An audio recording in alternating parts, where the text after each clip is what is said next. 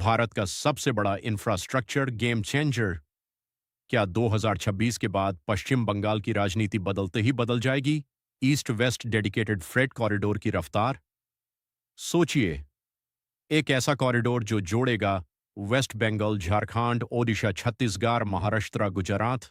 और खास बात, झारखंड को छोड़कर हर राज्य में बीजेपी की सरकार है। क्या इससे खत्म होगी लैंड एक्विजिशन की देरी, पॉलिटिकल कोऑर्डिनेशन की समस्या, स्टेट अप्रूवल का लंबा इंतजार? आज के वीडियो में जानेंगे ईस्ट वेस्ट डेडिकेटेड कॉरिडोर क्या है, इससे भारत की इकोनॉमी को कितना फायदा होगा, ओडिशा, बंगाल और गुजरात को क्या मिलेगा, क्यों बीजेपी की जीत इस प्रोजेक्ट को फास्ट ट्रैक कर सकती है, और क्या कोलकाता से गुजरात तक फ्रेट रेवोल्यूशन आने वाला है। अगर ये कॉरिडोर समय पर बन गया तो इंडिया की लॉजिस्टिक्स कॉस्ट चाइना के मुकाबले काफी कम हो सकती है। नमस्कार दोस्तों, आप देख रहे हैं इंडिया बिजनेस अपडेट, जहां हम बात करते हैं भारत की इकोनॉमी, इंफ्रास्ट्रक्चर और फ्यूचर ग्रोथ की। आज हम डिस्कस करेंगे एक ऐसे मेगा प्रोजेक्ट के बारे में जो आने वाले 10 से 15 साल में ईस्टर्न इंडिया की तस्वीर बदल सकता है। ये है east west dedicated freight corridor, एक प्रपोज्ड फ्रेट नेटवर्क जो ईस्टर्न पोर्ट्स और मिनरल बेल्ट को वेस्टर्न इंडस्ट्रियल हब्स से जोड़ सकता है। दोस्तों, भारत में इंफ्रास्ट्रक्चर प्रोजेक्ट्स अक्सर दो वजहों से स्लो होते हैं। पहला, लैंड एक्विजिशन। दूसरा, स्टेट और सेंटर के बीच कोऑर्डिनेशन। लेकिन इमेजिन कीजिए, अगर कॉरिडोर जिन राज्यों से गुजर रहा है उनमें ज्यादातर जगह सेम पॉलिटिकल अलायंस की सरकार हो, तो क्या होगा?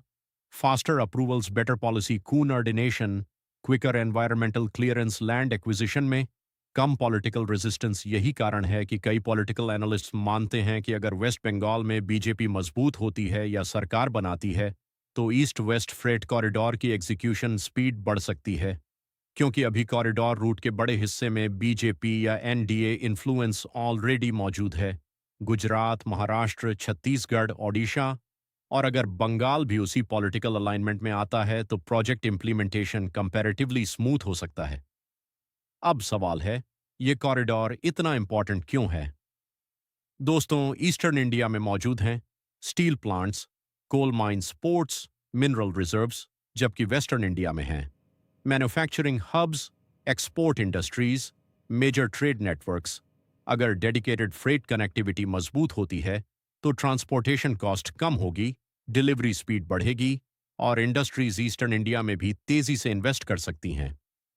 ओडिशा और छत्तीसगढ़ जैसे स्टेट्स को इसका सबसे बड़ा फायदा मिल सकता है, क्योंकि यहाँ माइनिंग और हैवी इंडस्ट्रीज ऑलरेडी तेजी से ग्रो कर रही हैं।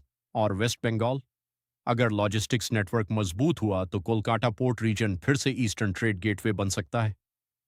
दोस्तों, भारत अभी एक्सप्रेसवे रेवोल्यूशन देख रहा है। अब अगला बड़ा रेवोल्यूशन हो सकता है फ्रेट कॉरिडोर रेवोल्यूशन।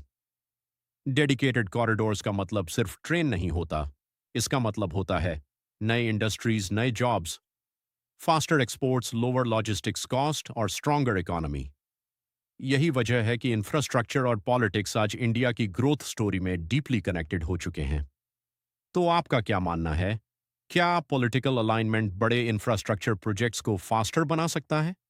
और क्या east west dedicated freight corridor eastern India की इकोनॉमी बदल देगा? कमेंट करके ज़रूर बताइए। अगर आपको ऐसे ही बिजनेस, इकोनॉमी और इंफ्रास्ट्रक्चर अपडेट्स पसंद हैं तो चैनल इंडिया बिजनेस अपडेट को सब्सक्राइब करना मत भूलिए। वीडियो पसंद आए तो लाइक और शेयर ज़रूर करें। मिलते हैं अगले वीडियो में।